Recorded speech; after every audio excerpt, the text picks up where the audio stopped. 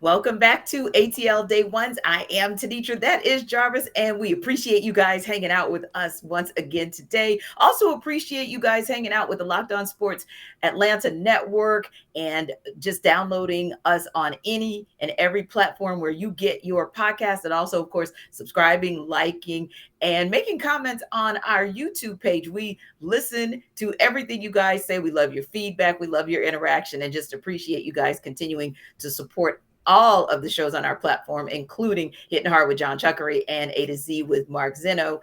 And you guys appreciate the fact that we always talk Falcons, and you guys appreciate our feedback on the Falcons. So guess what? We got more Falcons talk for you today, and it's really an exciting day for us personally. Anytime we can bring you guys good news about one of the good guys. So Grady Jarrett, not only good off the field, but good on the field. These entire 7 seasons he's been with the Falcons since 2015.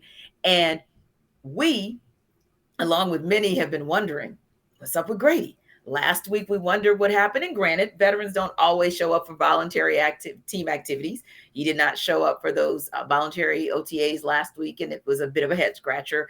And then I called him kind of Grumpy Grady when he was on one of the shows recently, one of our local radio stations that asked him about not being at the voluntary activities, but understandably, maybe coming out the gates, he didn't want to talk about that.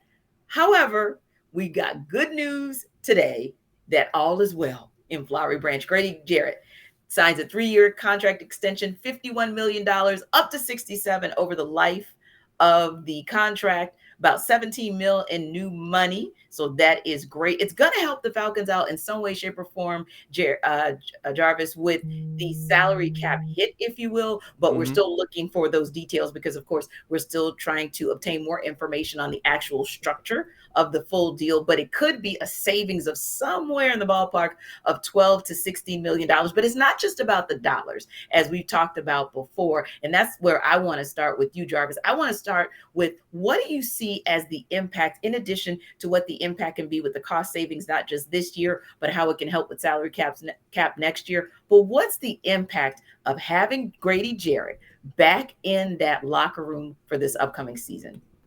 I think we've talked about on this show time and time again, ever since the end of the season, and leading up to the NFL draft, is we want to see what the vision is, right? I think that Terry Fontenot laid out a plan for how he was going to get this thing turned around, and I think Grady Jarrett bought in. Yes. Because when you look at the last year of his contract, I think he was there about $16.5 million. And with the new money, he can average up to about $17 million annually. Exactly. So when you think about it, in actuality, in a roundabout way, he gave him a discount.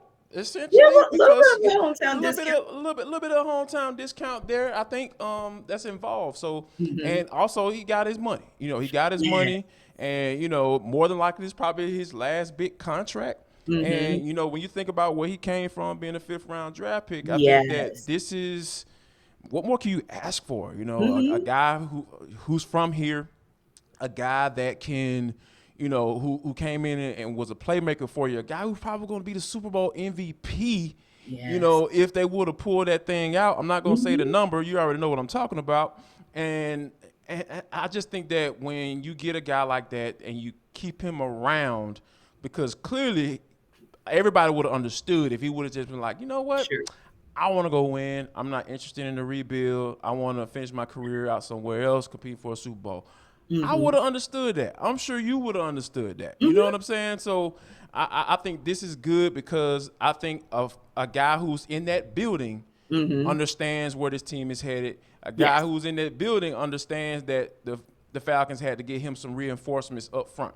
Yes. And I believe that the guy understood, like, okay, after seeing how this draft went down, okay, they bringing some ball players in here. Yes. Now I think we about to eat now. I think Dean Pease got some stuff to work with. He got some weapons now. You fortified you fortified the secondary, in free agency, bringing in Casey Hayward. Hey, you bring it back, Isaiah Oliver coming off injury. We saw what he was able to do before he was hurt last year, playing in that nickel spot, which we know is a very important position in today's NFL. So I think that the backside of AJ Terrell is sealed up. You got your nickel spot sealed up. You got Darren Mm-hmm. Hall coming back. Hopefully he progresses and becomes the guy that you drafted him to be coming out of San Yes. Diego State.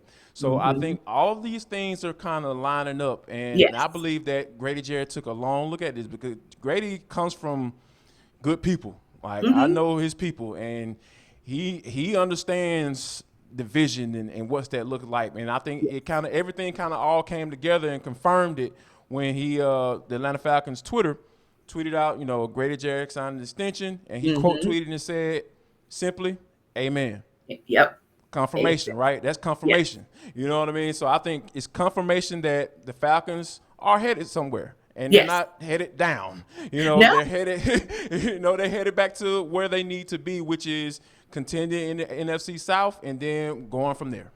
Yes. And all of this speaks to whether you look at the moves they made, as you mentioned, in the offseason and free agency, moves that they made in the draft, whether it was even, stacking up and stacking up some linebackers this go Right. round, just to kind of, like you said, round Stacking up out a that lot. core of the Yeah. defense, if you will. Yeah. Mm-hmm. And getting an edge rusher at the top of the draft, essentially. Those are the kinds of things that would signal to a veteran who is probably on the fence, wondering which way to go, that maybe I want to give this an opportunity because I'm finally seeing these pieces come together. And maybe this is not a rebuild after all. Gotta give Terry Fontenot and Arthur Smith credit. They said what they said. They said it was not a rebuild, and they're showing you bits and pieces, whether you look on the offensive side and going after somebody like Ritter and London, or you look at the defensive side and how, wow, we're actually talking about the fact that they had multiple defensive players that they drafted, that they went after in free agency, that Yes. they went after as undrafted free agents, and then to be able to get really kind of the glue back. That's pretty impressive. To me, it's almost like an extension of what you and I talked about yesterday in terms of being pleased with the fullness of what Fontenot and Smith are trying to do. And to me, this is just another piece in that process. Other thing is this: we know we've heard rumblings of people saying whether or not Grady would walk because he wasn't a quote unquote fit in Dean Pease defense. Indeed. Here's what I want to say about that. Dean Pease spoke higher and higher and higher. And I know that's not really going to be the right word, but higher and higher and higher in his praise of Grady Jarrett as the season went on, regardless of the Indeed. fact that the numbers may not have looked like they did in seasons past, because Dean Pease knows a winner when he sees one, right? Yes. He's coached the best of them. So he's always been very much a believer in what Grady is able to do. And I believe that now that A, he has better pieces, and B, he's in his second season of working with the likes of Grady Jarrett, he is going to find a way to set Grady Jarrett up for success in this defensive scheme this year, regardless of whether he's a base 3-4, he switches the defensive schemes around dictated by the opponent. But I like it. Also like this piece about it. It's a young core of talent. Young Mm-hmm. core of talent. The Yes. Falcons are one of the youngest teams in this entire league. So for them to keep a veteran around and really help some of these guys to move into their potential and be sort of like that field general for Dean Pease, I really like that continuity as well. But conversely, we talked about the linebacker core and what Mm-hmm. that's going to look like, and if Yes. there will be a veteran presence there. And when you talk about an extension and keeping Grady Jarrett in the fold, just like we talked about yesterday, gonna talk about it again today, you cannot help but think, well, where are we in the process with Deion Jones? What's going on with Debo? What's that going to be looking like Yeah. for the rest of the season? And yeah, you can look at the numbers and you can think about the cap hit that is somewhere, I believe, in the range of like a $23 million. That's quite the Yes. 23, About 24 24. million. Yeah. That's Uh-huh. right. So $24 million is arguably a serious cap hit. But here's the thing: Terry Fontenot's been maneuvering for what Yeah. things will look like this year and next year. And heck, at this point, you've got the highest salary cap hit ever known to man with Matt Ryan. So, I mean, Right. Yeah. if you had to gamble a little bit, maybe you do. But it does make you wonder, where are we with what we're going to do with Debo? Yeah, and it's hard not to think about it, right? Especially because like we kind of touched on it a little bit yesterday, but Mm-hmm. I think it's worth kind of bringing it up because it's just like, all right, these are the names on the defense. These are the staples. You know, these guys were around for the Super Bowl run, right? Yes. And it's not many of those guys left on the squad. So when you think about, questions being answered Hmm. for one of your staples on the defense, like this, I think this is a time where I believe that we're going to find out, we're going to get little droppings and Hmm. understandings of where Deion Jones is going to be for this team Yes. going forward. And I think, unfortunately, it's going to end with him not being on this roster. And I'm not Yeah. saying it's going to happen this year, Right. but I know that he was more than likely. I don't see an extension, that's for sure. I Yeah. damn sure don't see that because Yeah. I just think I think both sides probably going to understand that this is probably the best way to do it as far as Yeah. the part ways. I think that Hmm. just hasn't been figured out yet. So Yeah. I think for this is good for the Falcons for Grady to be around for a couple more years and a Yes. few more years, and him understanding where the Falcons are headed, and because he understands the vision, we said we Hmm. starting to see the vision what Yes. Terry Fontenot's had for this roster, and I think everybody's okay with that, and Agreed. that's a good thing. Yeah, yeah. And we always like when we hear the beautiful words guaranteed money.